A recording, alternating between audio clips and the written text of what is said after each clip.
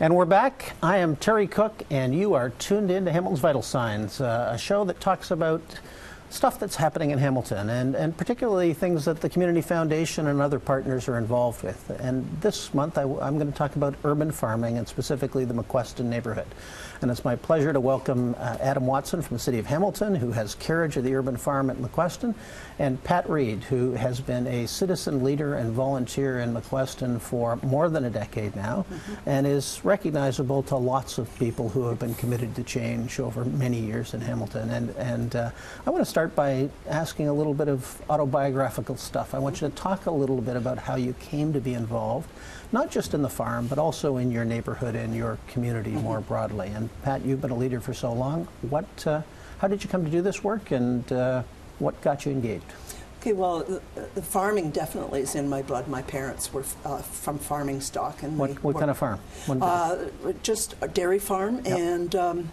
and grain farm. Yeah, and then I ended up living in the Caribbean for 4.5 years, and I'm a Baha'i, so that's where I wanted to be of service, and found a lot of food insecurity in Haiti, needless to say.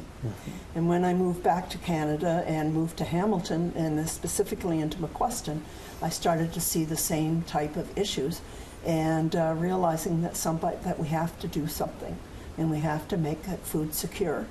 And so being of service is really important to me, as well as food security for everybody. For you? Let's, for the audience, situate where McQuesten is, because I was saying earlier it was the site of the old Hamilton airstrip for real old-timers like my grandfather, who used to talk about it as the airstrip. It's immediately west of the Red Hill Parkway and the valley. It has beautiful amenities and a trail system running through it, and much of this activity is centered around the old St. Helen Catholic Elementary School. Tell us about how you came to do this work. You're a city employee, you've been with the city in different roles, but talk about your academic background, your upbringing, and then what inspired you to do this work? My background, I grew up in Dundas. I grew up in Waterdown as well in Dundas. My family's been around for a long time, and actually from farming stock as well with my grandfather. And so my background is environmental studies, environmental science, and geography, and I started back in the city about 10 years ago working on the Green Cart program for the city and different green initiatives for public works.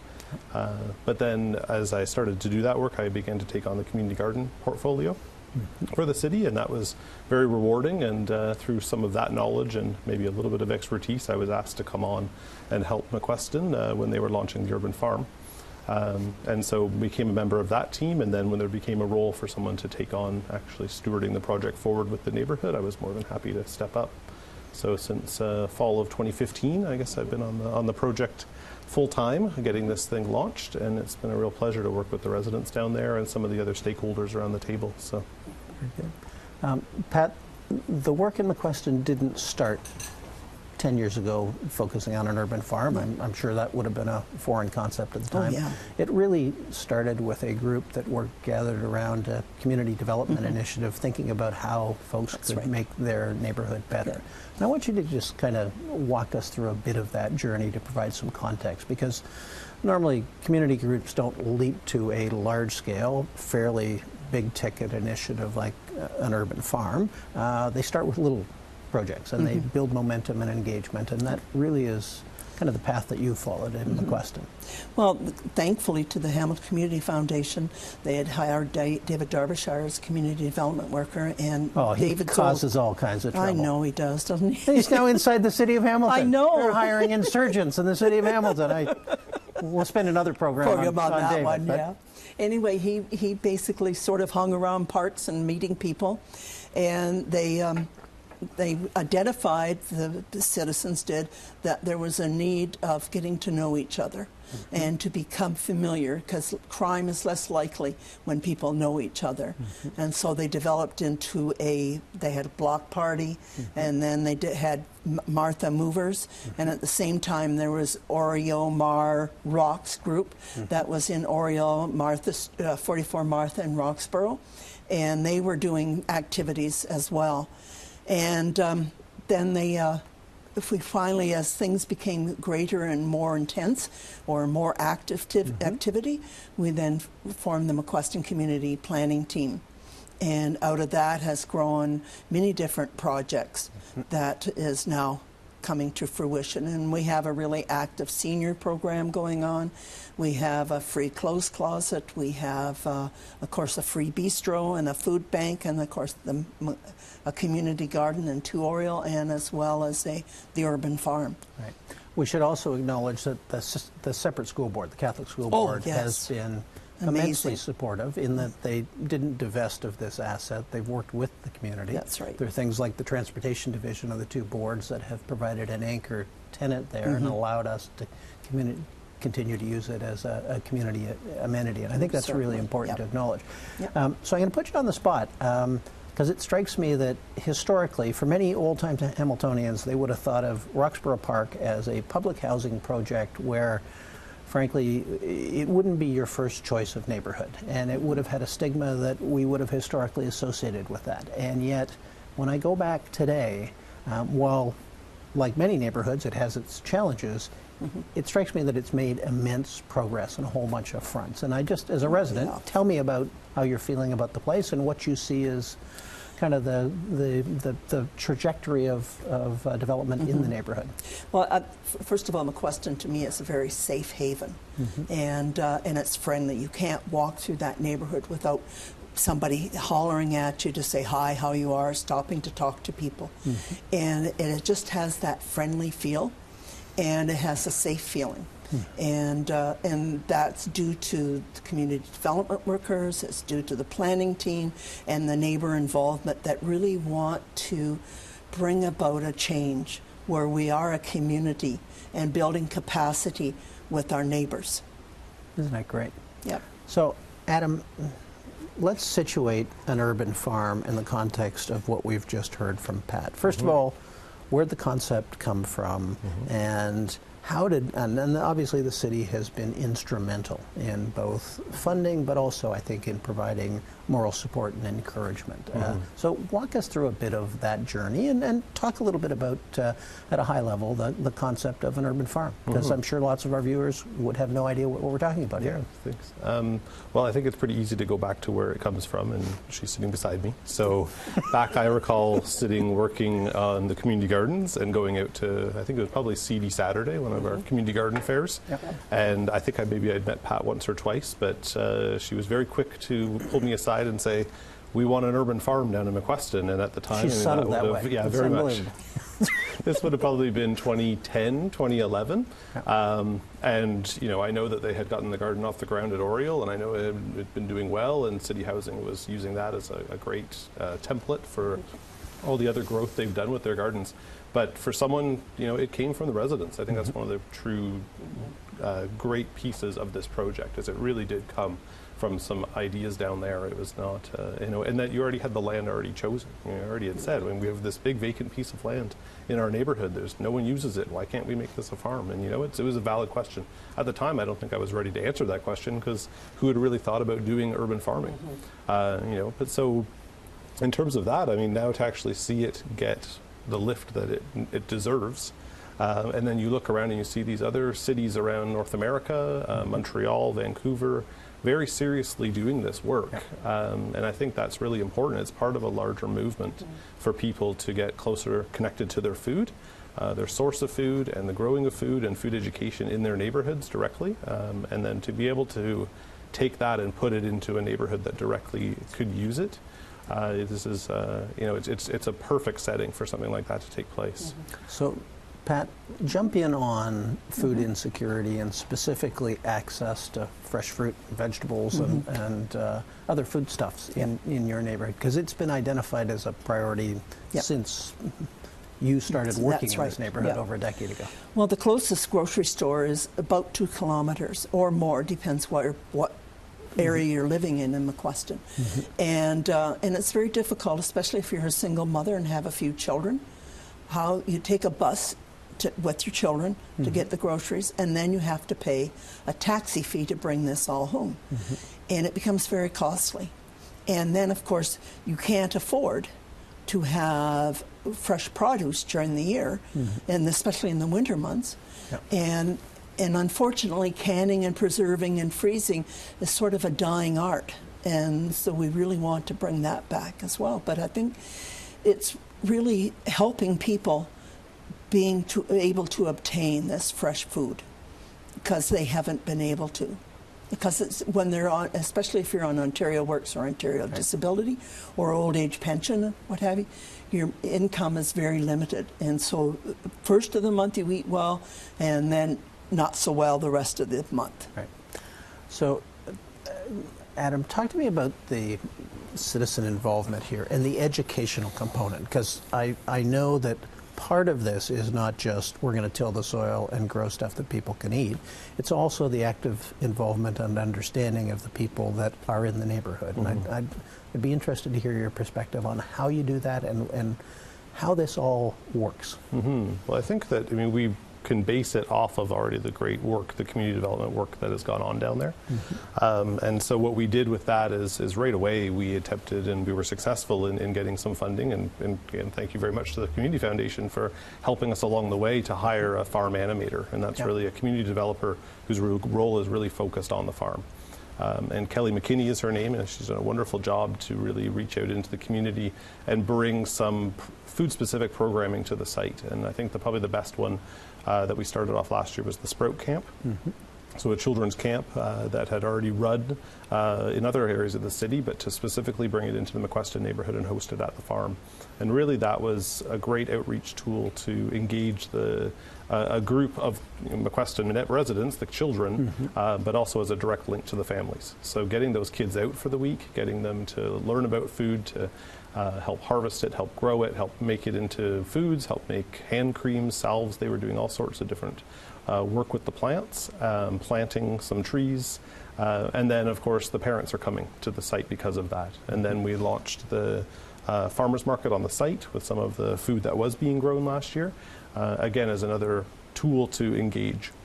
And I think that's really the secret, is really just finding those specific ways to target people in the neighborhood. And now, I think now that we're out there and the farm is really getting off the ground these past few weeks, we're out there all the time, and the people walking through the site, it's that direct contact with people. It's probably the same that was done with the CD worker 10 years ago, was just to be out there, be present, be willing to engage in those conversations, and people are curious, and then they come back out, they volunteer their time, and they see where they fit in. One of the things that's always fascinated me with the McQuesten neighborhood, and I think it's one of our best examples of highly engaged and I think increasingly and constructively demanding neighborhoods where folks have said, look, we can make a difference, but we expect our partners, school boards, municipalities, the police, and others to do their job as well. And I remember the discussion we had when we had the Governor General at your neighborhood planning table, that there was a sense of trust but verify. Show us that you're going to follow through on your commitments. And Pat, one of the things that I know you felt strongly about is that where the community has set reasonable expectations, that in fact, by and large, that's been reciprocated. And the agencies that are involved, I think, have been held to a higher standard than probably in some other parts of the city. Yep, and I agree. We have really good involvement with the police, and we have great involvement with the Boys and Girls Club, great involvement with the Catholic School Board and the Catholic Child Care Centers, and the SPRC, and St. Matthew's House for the food bank and the seniors programs, and the neighbors that are really it's amazing how the neighbors, well, I can do that, or I can do that, and they're really stepping up and starting to do these things, and it's exciting. It's not encouraging. And encouragement, we get encouragement from the service providers, and which is really helpful. And on that positive note, we have to go to a short commercial break. I'm talking to Pat Reid and Adam Watson from the city and the McQuesten neighborhood about the urban farm at St. Helens in McQuesten. We will be right back. I'm Terry Cook, and you're watching Hamilton's Vital Signs. We're halfway along that.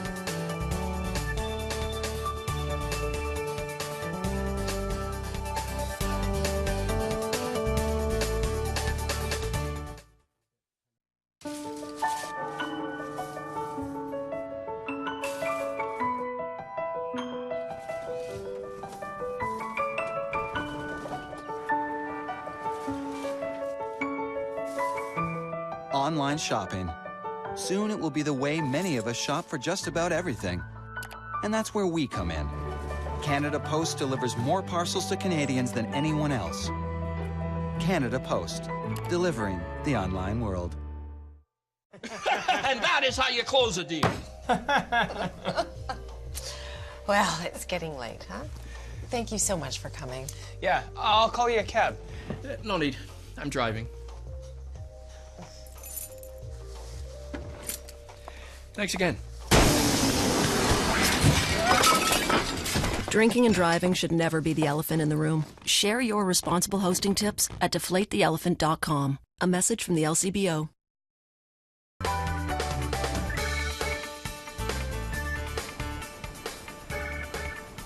And we're back. I'm Terry Cook. You're watching Hamilton's Vital Signs. We're talking about the McQuesten Urban Farm at St. Helens. I'm with Pat Reid, who is an old friend and somebody who's been active in community work for quite a long time. Quite a long time, yeah. And Adam Watson from the City of Hamilton, who has responsibility for the urban farm at McQuesten. And I'm going to start with you, Adam, because I want you to put into context this specific initiative in the east end of Hamilton with what's happening with food growing nationally and internationally, and what some of the innovative things are that you have seen in the course of your travels and your reading. And frankly, as we dream big dreams in this community, what might it manifest itself in here eventually if we're committed? So, well, yeah, I mean, I think that, you know, if you look at what's gone on around urban agriculture, it takes a lot of different forms, especially around the country. Some of them are for more for-profit businesses. Some of them are more angled towards community development work. I think that McQuesten Farm actually will stand out when you look at an urban agriculture initiative in the countrywide and North America-wide to see a farm of this size, about 3 acres, right in the middle of a neighborhood, tied in with a community center and all that. I think you'll find that it will stand out. We're getting a lot of interest from other cities and people coming down from Toronto to really see that we're doing something. We're really standing out. But I think that urban agriculture has its role. I mean, this is a great asset to have a vacant piece of land in a neighborhood like this. A lot of other neighborhoods that we work in the city here with the Neighborhood Action Strategy, and a lot of neighborhoods, urban neighborhoods around, don't have that luxury. And so really they've looked to rooftops. There's some fantastic initiatives around rooftop greenhouses that you're seeing. Montreal, Lufa Farms in Montreal is a fantastic example of a very high-tech operation, able to produce a lot of food very hyper-locally, really in people's neighborhoods, and making it available. You have that. You have aquaponics. Yep. So the growing of fish and plants together, and certainly more in industrial sort of warehouse settings, indoor settings. I've seen it in railway cars in the far north, which is fascinating. Yeah, and the level of technological change happening around this has really taken off, and there's some really interesting products out there. There's some really great products I've seen coming out of Boston recently. It's called the Green Machine, where they're retrofitting shipping containers. And doing vertical gardening inside there. So for a matter of about, I think it's about $80,000, you can start producing up to about 400 heads of lettuce a day. They're producing out of that, you know, a commercially viable, but also it's the scale that matters. Yeah, and getting that right into a neighborhood. You can put that into any neighborhood. You plug it in, and you can start producing fresh food in that neighborhood. So I think we're seeing a lot of change right now. We'll see even more change as we go, because people really do want to be connected to their food and get engaged with it. And back to McQuesten, quantify the scale of what you're doing, both in terms of the investment required to get us there, and what volume of what kind of stuff you hope to produce. Yeah. So McQuesten, the farm site itself is, as I said, about 3 acres in size, and we'll be having about 2 1/4 of it will be under production. The rest of it is for, there's a pond for irrigation, there's a community gathering space, outdoor classroom. So we'll be able to produce a fair amount of produce down there. It will be mixed vegetables. We've done some work with the neighbors to talk about what they're interested in growing. So certainly foods that they want in their neighborhoods, but also food that we know will be commercially viable to market outside of the site to help cover the cost of the operation. So we went through the design exercise in the spring of 2015, or winter 2015, and when we came out with that design and costed it out, we realized we needed about $350,000 to build the farm and get it operational. So we've been able to use those monies, plus a lot of great external support from different donors and grants that we've been able to secure to really make this site what we dreamed it would be for about that cost. The other really big piece that we look forward to is what we're pursuing now is money to put into larger size greenhouses at the south end of the site. So that'll be about 3,000 square feet of greenhouse space.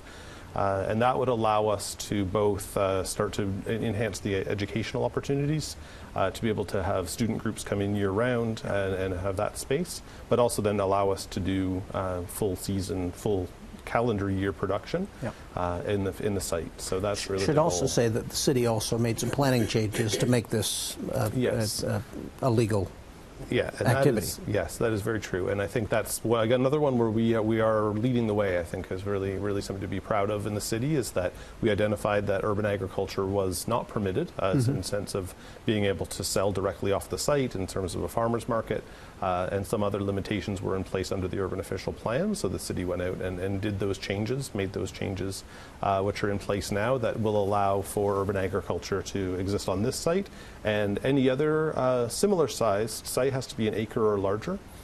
Within this urban boundary of the city, urban agriculture is permitted, and we're, I think, the first Canadian municipality to instill that right into the official plan as way to go. A right. Yeah. Way to go. So, Pat, you've seen a lot of progress in your neighborhood and on this specific site. Talk to us about long-term vision, because we were discussing before we went on air a multitude of interests around new development in the McQuesten neighborhood, and people looking at it very differently than I think many long-time Hamiltonians would have contemplated, and imagining an even better future. What do you see? Well, first of all, I think that the Red Hill Trail coming through is a real benefit. It's a jewel in our crown. And also the expressway also encourages development and positive development. But I see in the future of really having developing social enterprise, developing entrepreneurial skills with our neighbors, and that we can, when our market, I can see us having it sort of like people can come and sell their wares, and also music going on and a cafe going on. And, that's around the farm, but I see it as a community food center in one sense. But it's really important in my mind that we develop these skills and mentoring skills, and where people can then put these into action of getting jobs or developing their own businesses. Because that remains one of the great challenges, and I think about our community's commitment to education and improving graduation rates, because we know in a number of inner city neighborhoods they're not as good as they need to be. Right. And yet the end game still has to be people need to find employment that allows them to feed their families and keep a roof over their heads. And that continues to be a challenge, especially in urban neighborhoods. And that's a hurdle we haven't yet crossed. And I think to the extent activity on the site and social enterprise and legitimate private investment can contribute to that, we should be doing everything we can to make that possible. We've only got a couple of minutes left, but I want to ask you, Adam, about your comment about this was a place that was welcoming for everybody. And you specifically, before we were on the air, talked about a group of new Syrian refugees, new Canadians who have arrived in this neighborhood relatively recently, and who have really embraced the opportunity to get involved in urban agriculture. So tell us that story. Yeah, we're really excited about this. This was just recently. We knew that there was going to be some Syrian families that were being settled into some of the apartments along Melvin Avenue nearby. So it was a priority for some of us around the farm table, some of the community development workers, and the city housing staff as well, to reach out to them and try and get them involved. And so what we did a couple months back, knowing that this was something that was coming to Hamilton, obviously received a lot of attention, and really wanting to be welcoming, with the gardens that we have in the city, went out and sourced some Syrian seed for different vegetables, some tomato, different types of peppers, eggplant, such that's very culturally appropriate food. And we got that started in the anticipation that we'd be able to engage with these groups. So it's gone well in that this past weekend we had a group of 18 Syrian men from that building nearby come out on behalf of their families and checked it out, and they've all signed up for community garden plots at Oriole. And also, some of them have a farming background, and so they were able to meet with our farmer at the site and work out that we could allocate some space there for them to plant some of these crops and some other crops of their own, that we were even shown that some of them had actually brought seed from Syria before they had emigrated with them. So we're more than happy to support this initiative, and we think it's a fantastic way to connect them into the community. What a great story. Yeah, we're really excited about that, and I think that's something that we can make these plants available to anyone working with this community anywhere else in the city. Be more than happy to, because I think that through the community gardens, through the farm, everyone connects around food. They sure do. Pat, the last minute goes to you. Just briefly, you've made a tremendous difference in your neighborhood and in this community. What advice would you have to folks who may be watching, who may be concerned about where things are going and perhaps reluctant to get involved and wondering whether or not a single person could make a difference? Well, I think my advice is if you see a problem, don't complain about it. Find a way of rolling your sleeves up and getting involved, because you can change it. It may be not instantaneous, it's all process. But step by step, you'll start seeing changes. But you're not going to change anything by sitting at home and complaining. You're going to change by getting out and getting involved. Amen. And on that note, we're out of time. I want to thank Adam Watson from the City of Hamilton, Pat Reid from the McQuesten neighborhood for all the good work you're doing. And good luck with the urban farm. We are with you in spirit and in substance, and we can't wait to see the great outcomes that are continuing to happen in McQuesten and elsewhere in the city. Thanks for being with us. I'm Terry Cook. You've been watching Hamilton's Vital Signs. You can follow us on Facebook and Twitter. We hope you'll join us again next month to talk about Hamilton. Take care. Great job.